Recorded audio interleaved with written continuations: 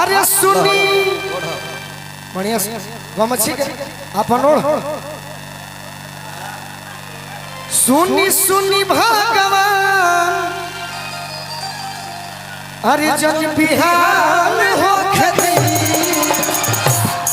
एह पे राजा जी के से हो खेती जन मोर जिया के चली रहो।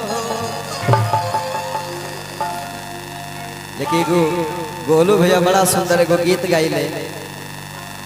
अरे की मारो के बास धो के रोवताई यार हो इसे नूर जन डली हो भातार।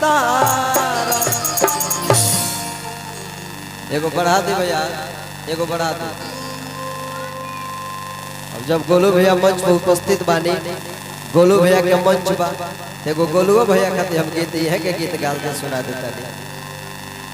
मेहरारू कहतारी मरद से पहिल का सुहाग रात के बात हो कहले कि हे राजा जी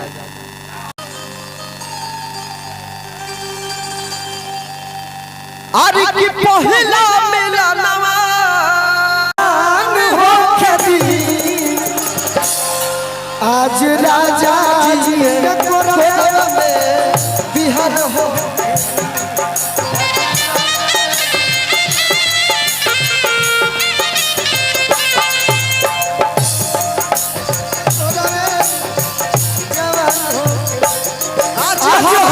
पहिला मिलनवा मिलल सजनी के सजनवा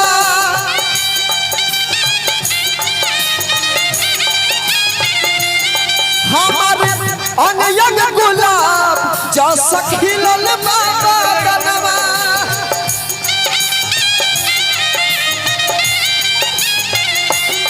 सुनी सुनी भागवान सुनी सुनी भागवान जय बिहान हो खेती। एक तरफ खुशी बा कि मुन्ना मतलबी जी अदिति भी सावन के गीत गौलू है कि चलो ना घुमाई दी देवघर के मोले में हमरे गीत रहे। बाकी ठीक बा हमार भाई एगो गावता बाकी तहार भाव निमन नहीं थे बढ़िया से करो तनी ओढ़िला ना तो कमेश्वर चाचा से कह के पैसा कटवा दे। तनी केहू गामछा दे दलो भैया। अरे सुनी बढ़िया से गमछी के अपन ओढ़ सुनी सुनी भगवान अरे जन बिहान हो खेती एह पे राजा जी के से हो खेती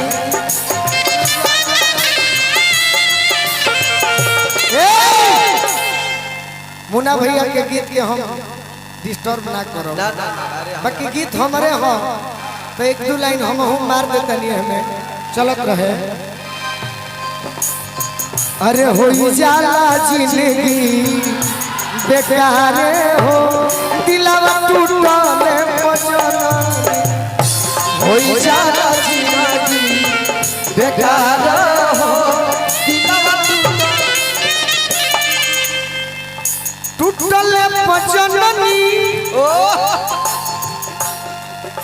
दिलवा टूटले पजननी टूटले पजननी।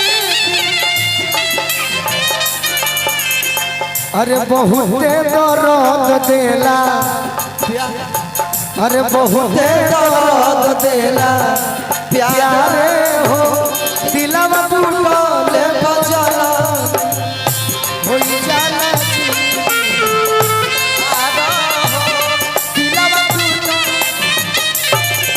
आज राजा जी के कोरे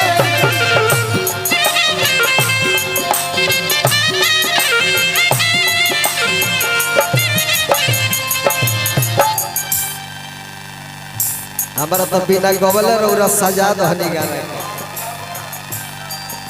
जेकरा के चॉकलेटी स्टार गोलू राजा कहल जाला। कैमरा ला भैया थोड़ा पीछे दे दे।